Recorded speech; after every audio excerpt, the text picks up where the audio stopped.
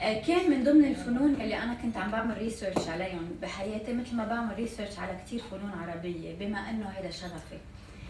واول ما قالوا لي بالمكتب انه في اجتنا دعوه لتلبيه مهرجان بمكان فيه عدد كثير كبير من الامازيغيين، كان دغري جوابي ايه اكيد.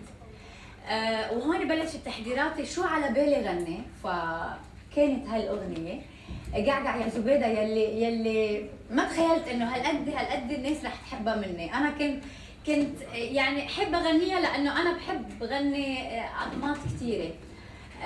ولما رجعت على لبنان قدروا كثير هيدي اللفته، وايه طلبوها مني باكثر من مطرح وغنيتها. فاكيد ما بتردد وين بكون، والليله كمان اذا انطلبت من الجمهور كمان رح غنيها. فما بتردد وين بيكون حيلا بلد جديد بروح عليه اني كرمه برسالة اللي انا عم دور فيها بالعالم، اكيد ما بقصر.